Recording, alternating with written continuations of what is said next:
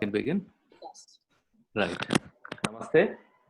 Nidhaye sarvavidyanam bhishaje bhavaroginam gurave sarvalokanam dakshinamurtaye namaha. Happy Teachers Day to all of you and salutations to the first Guru, Dakshinamurti. I'm sorry, we are sorry, in fact, for there are some technical glitches because of which we had to begin the webinar almost 10 minutes late, and we apologize for that. Dear Dr. Ravi Kangai, Department of History, Rashtra Sant Tukadoji Maharaj, Nagpur University, Maharashtra, and Dr. Gitesh Nirban, co-convener of the webinar series, dear viewers interested in Mahabharata scholarship. I welcome you all to our webinar series on Mahabharata, initiated under the project Yoga Consciousness in Mahabharata and Bhagavad-Gītā, the ethical value of societal and political well-being, which is taken up under the scheme for promotion of academic research and collaboration, Government of India. Our team, as I have been repeating, includes Professor Vishwa Adluri, Professor of Philosophy, Hunter College, USA, Dr. Joydeep Bagchi, Hindu University of America, Dr. Gitesh Nirvan, Community College, the project Yoga Consciousness. Yeah, it would get resolved, don't worry. Yeah. Dr. Gitesh, who is the co-convener of the webinar, as well as the host today, and me, Professor Bala, head of the Department of Philosophy, Delhi University. We are the principal investigators of this project that we have picked up, and Ms. Jayashree and Ms. Anmol are research fellows of the project, and Ms. Deepshika, I don't know, there is a continuous, yeah, Ms. Deepshika and Ms. Megha are the members of our extended team. Yoga consciousness, as I have already mentioned, yoga consciousness in Mahabharata and Bhagavad-Gītā, the ethical value of societal and political well-being is the theme of the project. And specifically, there are certain pointers which are very important for us for this project. They are yoga consciousness in Mahabharata and Bhagavad-Gītā, ethical values of societal well-being, and ethical values of political well-being. These are the three important pointers of the project. But the specific question that the project tries to address is something of this sort, like, what is the right course of action? Now, that's where even today's talk by Dr. Ravi is going to be very important, in the sense that it is going to deal with Karma Yoga. Okay, when we are dealing with Karma Yoga and instrumental violence in Bhagavad-Gītā, there are certain kind of questions that come to the mind, like the place of action in Bhagavad-Gītā in relation to Bhakti and Jnana Yogas, and also the kind of action that Bhagavad-Gītā prescribes to be performed.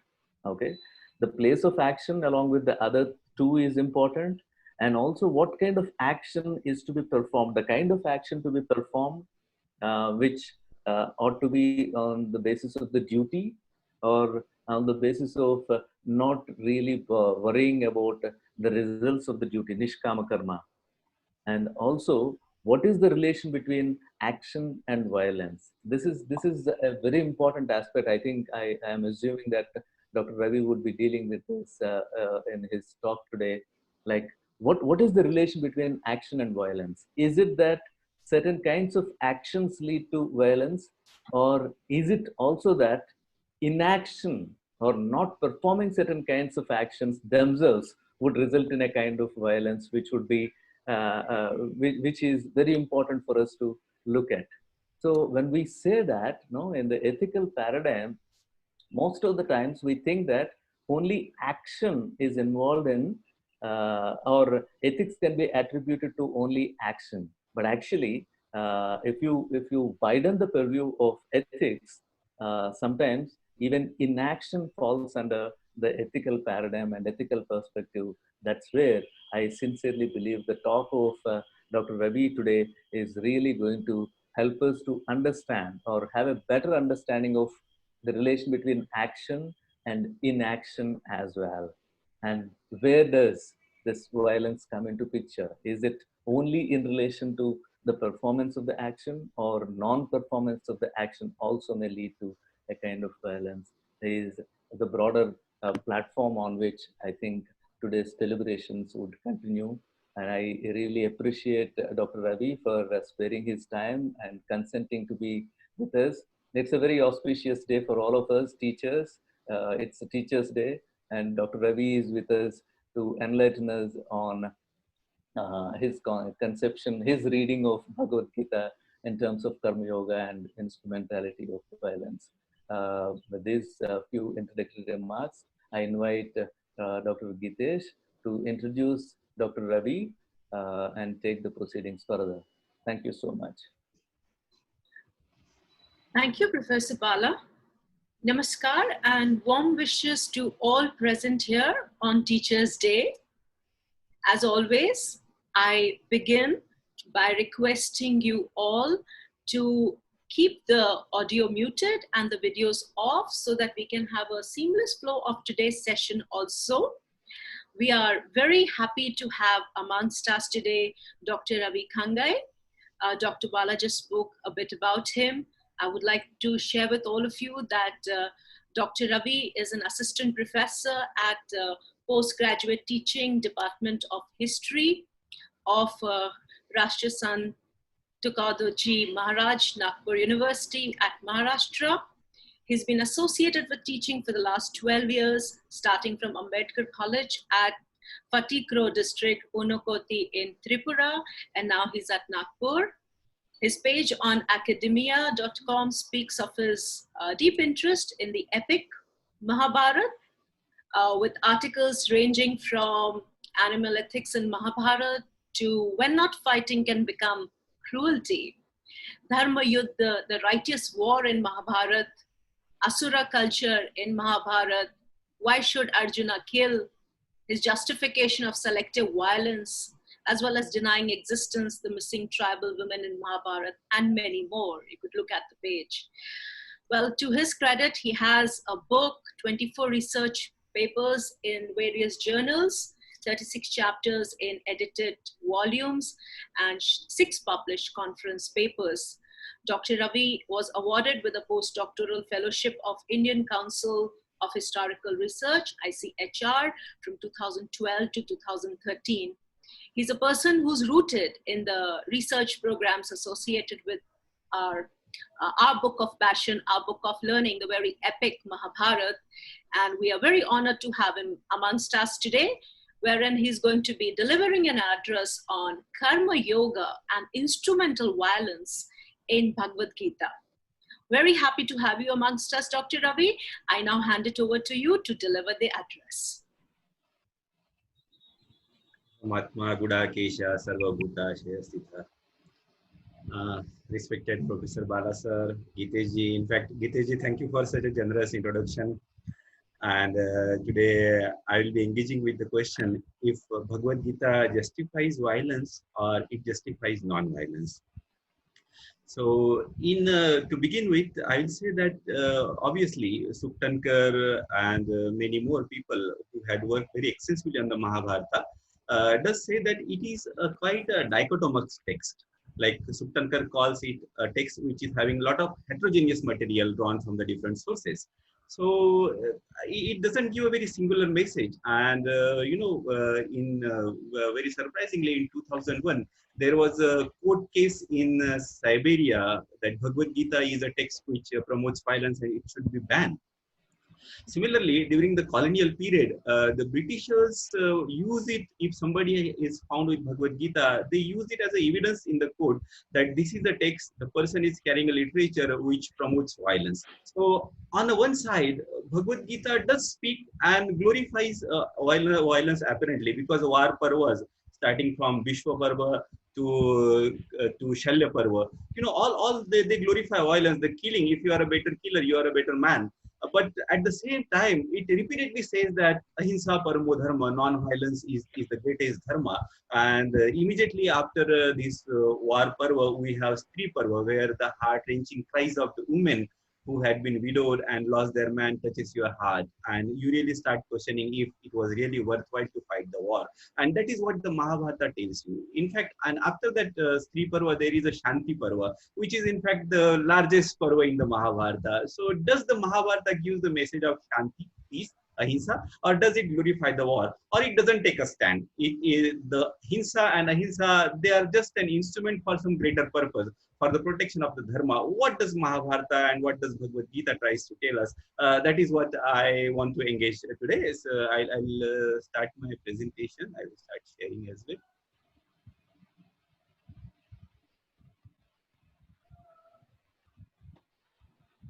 Well, I hope I am audible and clear, right? Yes, you are audible and clear. Okay, Thank you. fine. So this is what I have already told you. Does Bhagavad Gita advocates violence? And a little bit about Mahabharata and Bhagavad Gita. Bhagavad Gita, we generally know that it is a part of Bhishma Parva of Mahabharata. And Mahabharata generally believed by the scholar, though there is a disagreement, that generally it is being written down from 400 BC to 400 AD, but it was in oral circulation much before that. That is the reason, though the language belongs to this period, classical period of Sanskrit, many times the event described in the Mahabharata, they predates this period. And there are a number of commenters who wrote commentary on Bhagavad Gita, starting from Shankaracharya to all the way to modern day Tilak, Mahatma Gandhi, Aurobindo, and Sarvapalli Radhakrishnan. And they spoke a lot on Bhagavad Gita, and it is quite an audacity on my part to speak on the same text in front of the philosopher, but I'll be expecting some corrections from your side. Now, this Bhagavad Gita, as a very important text of the Hindus, it has emerged during the colonial period and became a kind of rallying ground for the Hindu nationalism. And it starts, the first chapter of Bhagavad Gita, out of 18, starts with a title that is Arjuna Vishada Yoga. Arjuna feels Vishada, he feels rejected, he feels sad that he has to fight against his own kith and kin. We are aware of the background. That the time has finally come for which the preparation had been going on for years together. Arjuna, he acquires divine weapon, and he knew that probably the Pandavas knew that Duryodhana is not going to negotiate and give back their kingdom, so they had to be prepared for the war. So the preparation, it went on for years together, and finally that day has arrived. And when that army standing in front of each other, and Arjuna just gives away, he says that I can't fight. And if we take out this first chapter of Bhagavad Gita out of the total context of the Mahabharata, his argument sounds very convincing. Like he says that how can I enjoy the kingdom that is a Rudhira Pradigna? He uses the term Rudhira Pradigna, that is smeared with the blood of my own people. So even if they have gone on the path of adharma, let us stick to the dharma of ahimsa. We should not kill our own kith and kin. Now you see here, Arjuna had been a warrior. He fought number of war. Even in the Virat Parva, he defeated all these Kaurava armies. But he doesn't want to fight now against his own kith and kin, because now the battle is either you are going to do or die situation.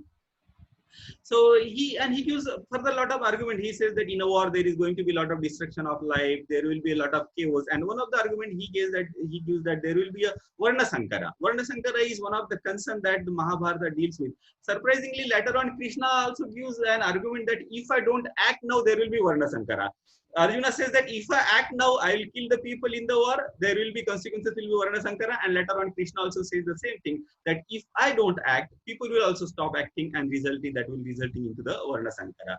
And then he says that living on the arms is better. So experts believe that on the first, that is Arjuna Vishada Yoga, on the first chapter in Arjuna's mind, there seems to be a lot of Shramanic influence. When the Mahabharata was developing, some of the texts, some of the development took place in the post-Buddhist period, and as a counterbalance to Buddhist Shramanic philosophy, Buddhist philosophy of withdrawal, the Brahmanism and the Bhagavad Gita has given a message of life oriented towards action and not a renunciation. So I will move further. So this Shramanic influence is there in the Arjuna's argument. Now Krishna gives counter argument why he should not withdraw and fight. So like Suptankar says that Bhagavad Gita can be read at the different level, and one of the level is socio-political level. Then later on there is of course metaphysical and philosophical and spiritual level. So at socio-political level, Krishna tries to convince to Arjuna that you are a Kshatriya and you have a Shatra Dharma, that you should fight a war that is righteous.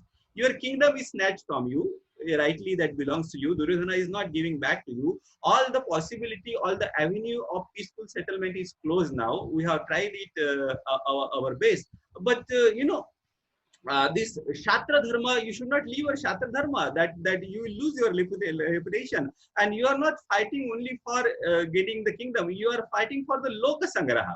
Every ruler, everybody, they have duty toward the society. Loka Sangraha is for the welfare of the people, for the Lokas. And if you withdraw from the war, same thing will be followed by the coming generation. Yad yad acharati sreshta tattat yav tarojana. That means whatever your exemplary people, the sreshtas do, same thing will be followed by the people. So in future also people will think, oh, it's fine that Arjuna has withdrawn from the war. So if I am a Kshatriya, if I am a ruler, if I am an administrator, and if there is an unpleasant duty, which seems to be apparently unpleasant, killing your kith and kin who are supporting adharma, it's fine to withdraw. So that will create a lot of chaos in the society. So to protect the society, for the protection of the Loka Sangraha, you have to continue with your Shatra Dharma. And this using of danda, that is the power to punish, is very important for the Kshatriyas. In Saptanga theory of Kautilya, one of the anga is danda, and it is said that the king should use danda, that is the power to punish, at a right place, and that is expected from a Kshatriya. And that is the reason we find that police, judiciary, they use this violence as an instrument. For example, murderer and the criminal who have no right to live in the society, who have indulged in the heinous crime, they are hanged or put into the custody. So apparently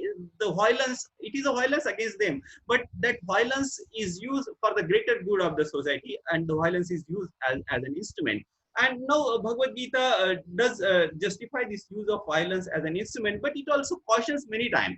Because see, what I feel right may not be actually right, and what is right and wrong, it could be, it's quite subjective. It's very difficult to take a stand. But Bhagavad Gita gradually tries that this possibility of error is minimized when you make a decision whether to use violence or not. So Krishna, he goes on, further argument, starting from the socio-cultural argument, it becomes quite a philosophical and spiritual. He says that you are a warrior, you fought number of wars, and you are thinking that these are your own people. That is in fact an illusion. And what will happen if Arjuna suddenly withdraws from the war? Duryodhana is not going to take it as a kind of conciliatory gesture on the part of Arjuna. He will be very happy, and he maybe with the help of his allies, he may massacre the Pandava army and feel victorious. Mahatma Gandhi, in his commentary on the Bhagavad Gita, explained Arjuna's situation in a very by giving a very simple example. He says that if you are traveling in a train and the train is running at the speed of 80 miles per hour, and suddenly you feel that you are not going to travel and you jump out of the train, what is going to happen? Obviously, it is like a suicide. You have to complete the journey, and then next you can decide whether you want to take up another journey or not. As Arjuna had gone so far ahead in performing his Shatra Dharma, if he is withdrawing from the war suddenly, that is going to have a very adverse consequences on the people, on the society that is depicted in the epic, and it will also give a very adverse message. In the tree is used as an allegory in the Mahabharata, and Duryodhana is described as a tree whose root is Dhritarashtra, and Karna is his trunk. Similarly, Yudhishthira is also described as a tree, and his trunk is described as Arjuna. While reading that, I felt that Bhima could have been a better suitable person to be described as a trunk. But the great Vyasa says that it is Arjuna who is a trunk. So trunk is a main support. So Arjuna is a kind of main support to Yudhishthira. And if the Arjuna backs off, if he withdraws from the war, obviously that tree is not going to stand. Yudhishthira is not going to stand. And as a Kshatriya, Krishna says further, you should not discriminate. Mahatma Gandhi also says that as a Kshatriya, if you are going to cut off somebody's head for the crime he has done, you should not really bother if he is really your father or your relative. You should punish the person without discriminating. Now if you make a comparison between these two group of the people, Kauravas represented by Duryodhana and Pandavas represented by the Yudhishthira, the comparative analysis of the personality of these two people will give us an idea of who have a right to wield the weapon and who also have a right to win the war. Duryodhana, let us start with Duryodhana. You know, neither Pandavas nor Kauravas are completely whitewashed people with the pure soul. They both have indulged in adharma, especially during the time of the war. But if you make a comparative study, you find Duryodhana is indulging into the unethical, adharmic action one after another. Starting from the poisoning of the Bhima, he tries to burn Kunti and Pandava in the Varnava. Then he takes the kingdom of the Pandavas by gambling. Draupadi is badly insulted, one of the most adharmic act that looms very large in the Mahabharata's narration. And then even when the Pandavas were expelled to forest, he is not satisfied. He tries to kill them. Vyasa stops him, and then but he tries to humiliate them. And unfortunately, when he goes to the forest to humiliate them, he gets into conflict with the Gandharvas, and the Gandharvas defeat him. And it was in fact Arjuna and Bhima who rescues him, but he have no sense of gratitude. Karna says that, you know, when Duryodhana feels dejected that it is Pandavas who has to rescue me from the Gandharva, Karna says that they are your citizen and it is the duty of the citizen to work for the king, and they have not done anything extraordinary. And Duryodhana is very easily convinced. So you see the attitude of the very arrogant person. They don't understand that they are obliged by somebody. Somebody has done a favor to them. They don't acknowledge that. So, you know, and you see later on from the Pandava side, though they had been preparing for the war, Arjuna acquires divine weapons, so on and so forth. But they explore all the possibility of peace that is humanly possible. They were willing to satisfy with the 5 villages to avoid the war. But, you know, you see the arrogance on the point of Duryodhana. Duryodhana says that, forget about 5 villages. I will not give you the land that is equal to the point of the needle. And he tries to arrest Krishna, who has gone to for the negotiation. In fact, you know, before narrating Bhagavad Gita to Arjuna, Krishna has tried to, in fact, I feel that he has tried to narrate to Duryodhana. But Duryodhana was not really willing to listen. You know, many times people go so much under the influence of the negative ideas, negative qualities, that they don't want to listen to anything that goes contrary to their own perception. And in Pandavagītā, very small text, Duryodhana's own attitude is described in his own words. Like he says that, Janami adharmam namami nivrittim. Janami dharmam namami pravritti. I know what is adharma, but I don't get pravritti towards it. I don't get oriented towards, dharma, but I cannot withdraw myself from adharma. That is what he says. He says that he is not going to change. And later on, we see that Arjuna's personality and Yudhishthira's personality is quite fluid. They are willing to change. During the Vanaparva, Yudhishthira asked large number of questions. He have a capacity to introspect. In the Bhagavad Gita, Arjuna asked very sensible question on number of times. He asked, what is the meaning of Stita Prajna? Why do we get inclined towards the papa in spite of ourselves? You know, that kind of sensible question he is willing to listen, willing to change, which Duryodhana isn't. And that is why it was important for the Arjuna to fight and win the war. Now, Yudhishthira, as I said, he was not perfect. Pandavas were not perfect, but they had a very important quality. Yudhishthira, who was the leader of the Pandavas, in contrast to Duryodhana, he was willing to forgive. Like, Bhima, he had vowed that he will break the thigh of Duryodhana, he will kill the 100th son of Dhritarashtra, and he will also tear open the chest of Dushasana, but he is willing to forgive. Just before the war, when Krishna goes for negotiation, Bhima says that Duryodhana is a very adamant and arrogant, so talk very softly to him. Don't say anything that will provoke him. He is willing to forgive. He is willing to forgo his oath, his vows. That is not suitable for the Kshatriyas. But here we see the relative positioning of the dharma. Protection of the peace is a better dharma than the following your vow of a Kshatriya and killing the people. And Bhima is willing to do that. Yudhishthira is willing to do that. Now, and one of the important compliment that Yudhishthira gets is from his arch enemy, that is Karna. Just before the war, when Krishna tries to convince to Karna to shift his position, to come back, to come to Pandava's side, Karna refuses, of course, but he says that don't let Yudhishthira know about the secret of my birth. Because if he knows the secret of my birth, if he know that I am his elder brother, he will give up the kingdom. And I will give it to Duryodhana as I am under obligation. So he also acknowledges that it is Yudhishthira who is a more suitable person to become a king. We'll go ahead now. Well, Yudhishthira, his inclination towards renunciation, his capacity of introspection. James Fitzgerald says that probably Yudhishthira is modeled as on Ashoka. In the post-Buddhist period, Ashoka. During the spirit of Buddhism, Ashoka has taken up Buddhism and he gave up war, and that resulted in weakening the Mauryan Empire became militarily very weak. And people, James Fitzgerald and many scholars say that Yudhishthira is model on Ashoka, though he had a inclination towards renunciation. Finally, he is convinced to fight because having a renunciation in your mind, but giving up altogether will weaken the empire, and it will become the society. It will lead to the Mat Senaya, where the strong person eats the weaker, and you have to fight as a Kshatriya. You need to protect the people. And it goes in line with Plato's idea of philosopher king, who says that the king should be a philosopher. He should have love for wisdom, and he is willing to live the simple life. Now, through the narration of the Bhagavad Gita from first chapter, that is Arjuna Vishada Yoga, to the last chapter, that is Moksha Sannyasa Yoga, 18th chapter, we find that Arjuna is gradually exposed and bombarded with a lot of moral teaching. For example, he is expected to be Sthita Pragya. And what is a Sthita Pragya? There is a lot of description in the second chapter, but one of the things it says that that means a person who is tranquil, who is of equal minded, either in the heat or cold, sukha or dukkha, mana and apamana, that is insult and respect. If you have a capacity to rise above this, you will be in a position to take a better decision. Similarly, in the 12th chapter, he is expected to be sarvabhuta hiterata. He should not fight only for gaining his kingdom, but his action should be oriented to do the welfare of all the living creature.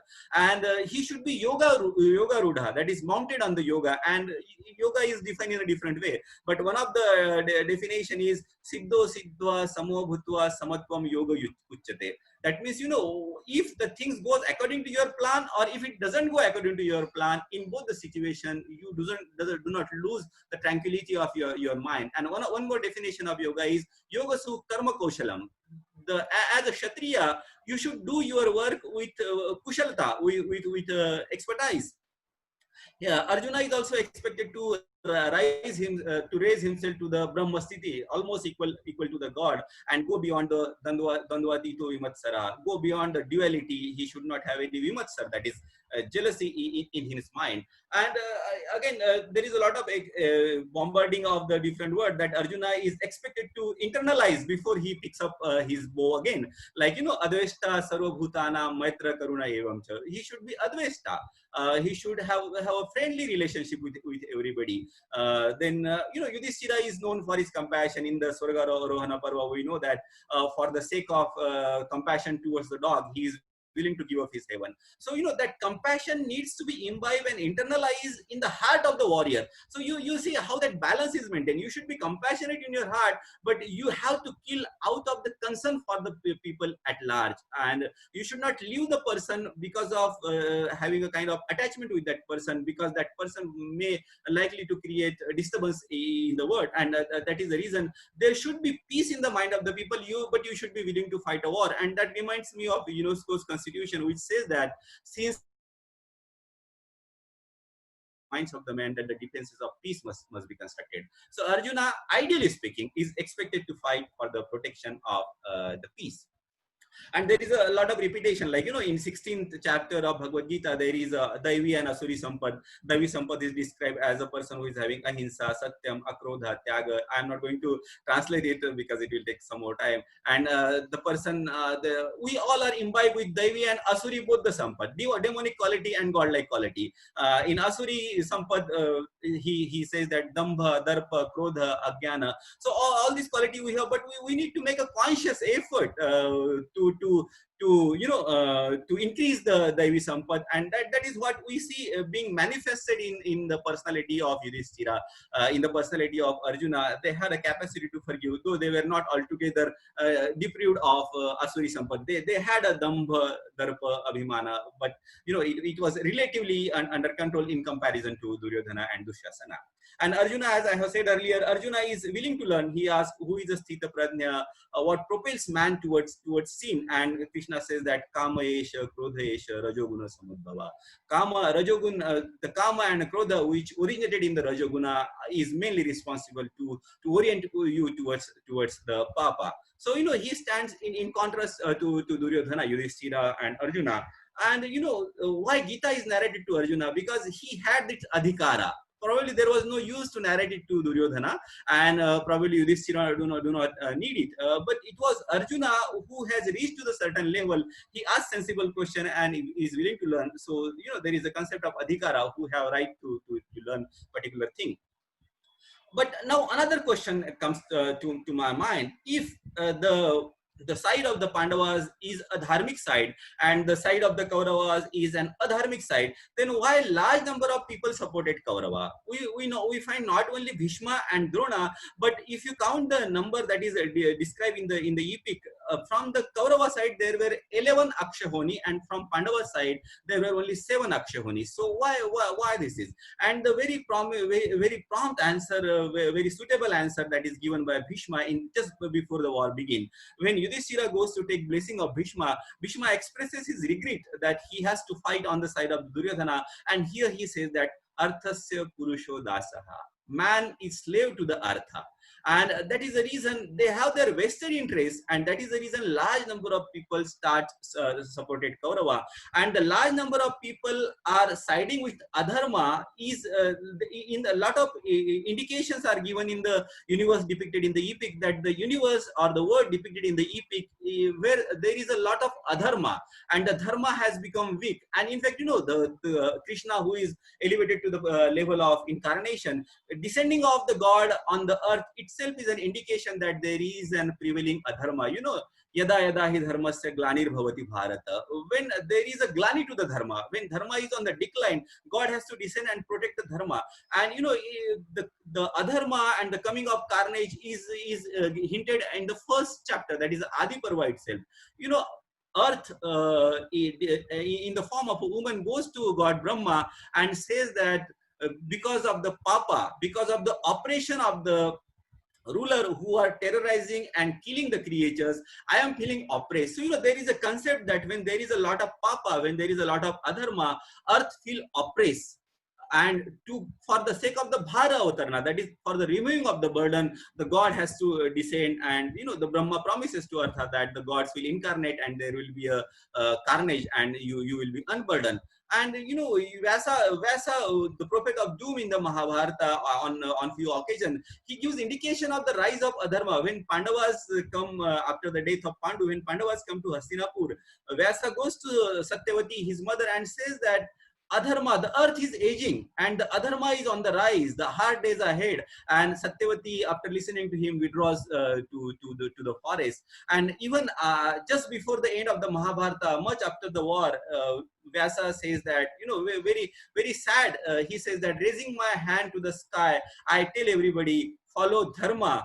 If you follow Dharma, you will get Artha, Kama, and Moksha, but nobody listens to me. In the Indian tradition, this 4 Purushartha, it starts with Dharma and ends with Moksha, indicating that Dharma should be the foundation. But apart from Dharma, if the Kama and Artha is given predominance, probably we are going to have a kind of disbalance. And that is what, in fact, Bhishma admits, Arthasya Purusha Dasa. When the Purusha, man, has become Dasa of the Artha and not giving priority to Dharma, definitely there is going to be an adharmic. And there are a number of episodes. For example, Draupadi's molestation in the whole Sabha is an indicator that how Dharma has declined. Nobody could rise up because they were under the obligation. And it also hints us, it gives us an indication that how dangerous it is to take obligation from the evil person like Duryodhana, Drona, and Bhishma. They were obliged to fight for him. Well, is it there in the text? But Bhagavad Gita tells us that hardly anybody among the 1,000 walks on the path of the Dharma. So, it probably what message Mahabharata and Bhagavad Gita gives is that on the earth, there will be always people who will be supporting Dharma, number of people who will be following artha and kama, and you have to make choice. And as Bala sir has hinted in his introduction, whether your inaction becomes a negative karma. We see this is happening in case of Bhishma and Drona. Their inaction during the sabha, and they became a mute spectator to the injustice that is perpetuated on the Pandavas, became a kind of negative karma, and for which they are punished. In fact, after the molestation of Draupadi in the Sabha, Vidura tells that when the injustice is perpetuated in the Sabha, half of the blame goes to the president of the Sabha. 25% of the blame goes to the perpetuator of the Sabha, and 25% of the blame goes to the people who remain mute spectator. So if you don't try to stop injustice, if you don't try to stop adharma, you are also participating in the adharma if you are sitting on the fence. Well, so there is a lot of conflicting message in the Mahabharata, as I told you in the beginning, ahimsa paramo dharma, but you need to use violence as an instrument, and you need to use your viveka. You need to use your sensibility, whether it is a situation to practice ahimsa or whether it is a situation to pick up a sword. And there cannot be a very tailor-made solution for all the situation. That is the reason in Shanti Parva, Bhishma says that dharma at one place may become adharma at another place. So, but the possibility of error is always there. For example, I may just stand up and say that you don't believe in my belief of dharma, you don't believe in my God, and I'm going to kill you, I'm going to shoot you. That kind of possibility of error is always there. And Bhagavad Gita, it tries to minimize that possibility of error if it cannot be eradicated altogether by exposing Arjuna to the words like Sarvabhuta Hiterata, Brahmasthiti, Yoga Rudha that I have already told you. It gives you tools for introspection, and it gives you psychological tools where you can control your desire. For example, in the second chapter of Bhagavad Gita, it says that Kamat Krodha Vijayate Krodhat Bhavati Sammoha. Sammohata Smruti Vibhramaha, Smruti Vibhramata Buddhinasho, Buddhinashata Pranashanti. That means your anger is inherent in your desire, and that is where it all starts. If you give in to your desire, your anger will be there. Then there will be Smruti Brahma, there will be Buddhinasha, and there will be Prananasha as well. So you need to have a lot of introspection. You need to fight your internal enemy first before you become suitable to fight a war outside. And now we'll go to the next topic. The next question that I want to raise is that I am losing a track of time, Gitesh, you have to remind me. How much time I have left, by the way? I think you can take some more time, Dr. Bala. I think we're well on time right now. No hurry. I don't have to rush up. Okay, fine. Well, so did Arjuna really understood the message of Bhagavad Gita? In the Arjuna Vishada Yoga, the first chapter, he throws away his bow and say, I won't fight. But in 18th chapter, he says that Nasto Moha Smrutir Labdato Prasadena Achyuta. Oh, Achyuta, I got my Smruti back now. I have now realized what I am and what I have to do. Now I will do according to you. But does he Moha, does his Moha was really Nast? Does his delusion was really vanish? Does he really become a person who became a Sthita Prajna?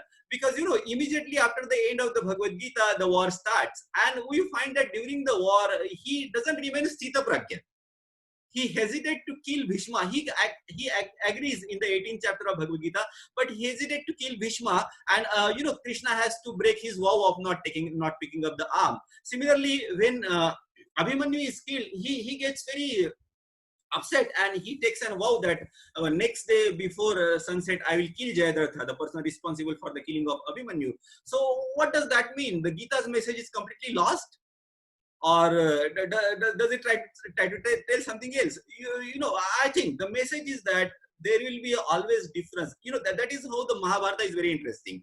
It puts in front of you an ideal, as well as it gives you narration of the practical. So, you must always have an ideal in front of you, but practically it does tell you that probably it is very difficult to follow. But does that mean that we should not have an ideal?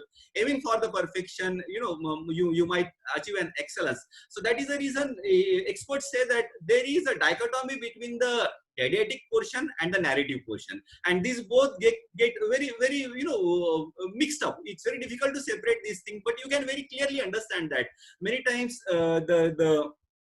the speaker, the character in the Mahabharata, they speak in such a way that they themselves do not follow. For example, Arjuna says that Nasto Moha, but his Moha is not yet over. He does get under the influence of the Moha. That is what the Mahabharata tries to depict, I think. Krishna's, there are a number of adharmic acts, and apparently those seems to be adharmic act. You see, all the important commander-in-chief of Kaurava's army, they were brought down by adharmic act. Bhishma, Drona, Duryodhana, I'm not going into the detail of it. Duryodhana was hit on the thigh, breaking the rule of the war.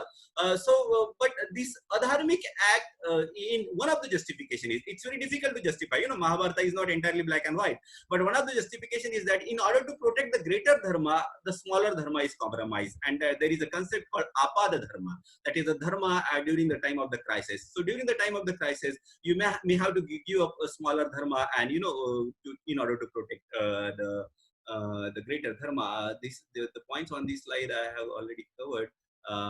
This is also I'm skipping for time being. Well, here in Bhagavad Gita there seems to be kind of synthesis between the nivritti and pravritti. In the Indian intellectual tradition, there should be there seems to be a kind of tension, tussle between this pravritti and nivritti.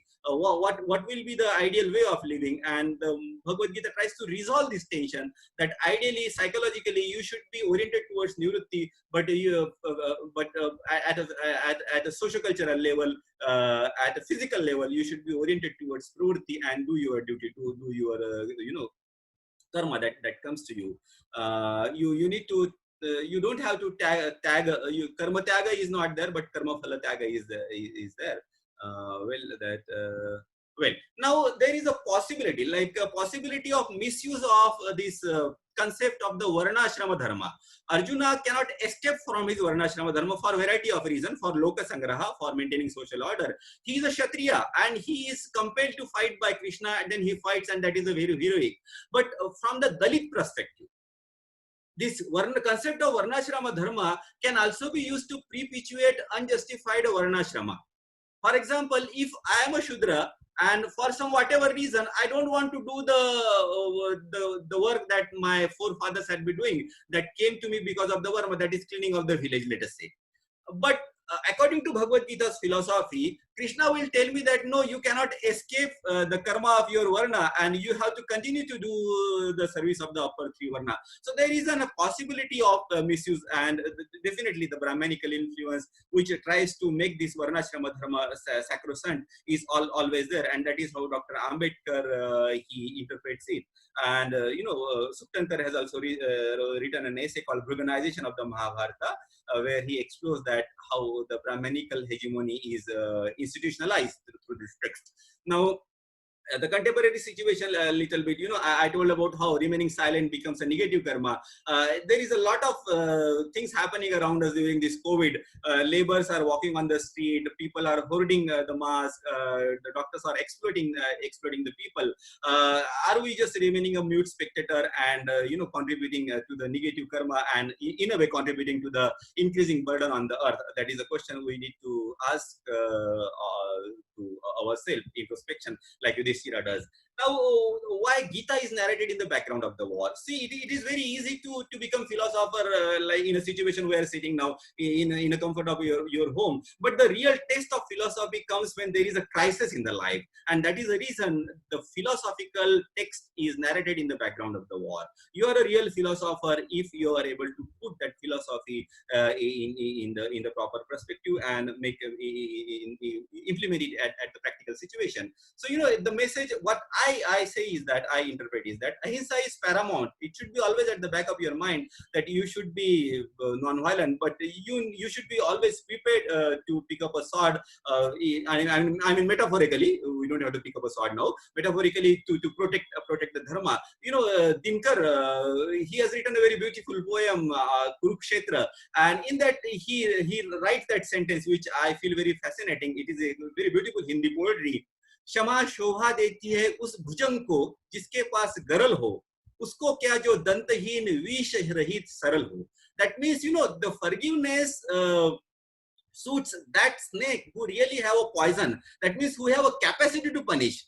If I don't have a capacity to punish, and I just say that I am forgiving you, it doesn't really matter. So for a Kshatriya, ideally speaking, he should have a capacity to punish, and then he can decide whether he should use violence or remaining non-violence. But Bhagavad Gita gives us a lot of tools that you can use the violence as an instrument for the protection of the dharma, but you should never become a tool under the in the hand of the violence. And it warns us on a number of occasions. For example, in the Saiptik Parva, when Ashwatthama goes for killing the Pandava sleeping army in the night, and Kritavarma tries to prevent him from doing that, he says that I am so angry and revengeful that I don't mind to be born as a worm, but I will go and kill the Pandavas now. So, the anger and the revenge, it clouds your mind to such an extent that you don't really bother for the consequences. So, in a very subtle manner, Bhagavad Gita and Mahabharata tries to tell us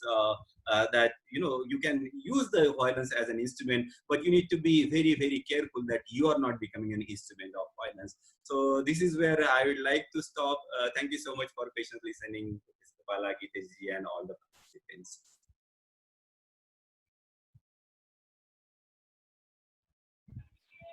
Yeah, thank you, Dr. Ravi, for that wonderful, informative, and a very lucid presentation that you have given of Karma Yoga and the instrumental violence in Bhagavad Gita.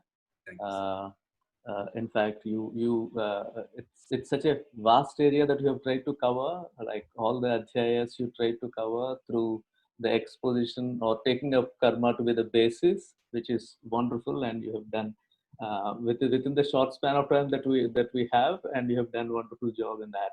So thank you so much for that. A comprehensive account of taking action as the central point and trying to go into each of these chapters that are possible. Looking at Arjuna's Vishada Yoga, and the arguments against the action, and then Krishna's counter arguments instigating him to go for the action. And that's where, like, even inaction may become a sort of violence. It may lead to a kind of violence, and hinting that it is loka sangraha, which is very important, the good of welfare of the humanity, which is to be taken into consideration, which you have projected, or which the text has projected, which you have elaborated, saying that the peace, maintenance of the peace is more important. That's what is being stressed in the course of the dialogue and discussion. That is, ahimsa paramo dharmaha. Even if you have to use himsa to protect ahimsa, to protect dharma, that is justified. That's wonderfully you have explained through your talk. Thank you so much for that. Now we have a very good, vibrant platform here. Thank you, Professor Bala, and thank you, Professor Ravi. Well, Dr. Ravi, with all enthusiasm, ease, and energy, you shared your ideas based on the living tradition of Bhagavad Gita, explicating how much Arjuna understood the teaching and how much he practiced his learning. How the philosophy of war, or we can better say ethics of war, emerges from the psychoanalytical study of human mind, which is a significant aspect of the Karma Yoga as it emerges in the or better say within the spectrum of Bhagavad Gita. Well, quite enlightening, quite interesting, And the best part is that, as some of the participants did write, that you made a very difficult and complicated subject very interesting and easy. So I think that's a mark of a wonderful lecture for all of us. And we can afford to leave with the question that Bhagavad Gita does talk of Karuna, but it can be interpreted sometimes as aggressive Karuna, which requires our consistent and critical reflection. And that's what we call the beauty of our Indian texts, which actually remain to be of academic inquiry for the scholars world over, all through and all times. So there is Bhagavad Gita giving us a great message even in the present time, and almost after every webinar we are or during the webinar or after the webinar, we all get lots and lots of points to reflect upon, taking back something from the huge text Mahabharata, within which is Bhagavad Gita also subsumed. So I request our younger scholars present here that these webinars are an interesting series for all of you to identify your research problems. I think if anyone is attending these series on a regular basis, there are so many topics that are emerging out for MPhil as well as PhDs on the text of our concern, text about which we are also passionate about from purely academic perspective as well as way of living. Dr. Ravi, on behalf of our whole team that consists of Professor Bala, the head from the Department of Philosophy, University of Delhi, who's the principal investigator, from myself, from our two scholars who are the part of the main team, Jayashree and Anmol, as well as our extended team consisting of Megha and Dipshika, the Department of Philosophy, University of Delhi, and Kamala Nehru College, University of Delhi, as well as all the participants who are the real source of our strength during every webinar. I thank you and congratulate everyone to be present here on a very auspicious day of Teachers' Day and learning something from our text, Bhagavad Gita. So I take this opportunity once again to thank you for being with us, sparing time, in spite of the fact that we did not give you much time, yet you agreed to our invite so instantly. It's like our infinite gratitude for that. Thank you.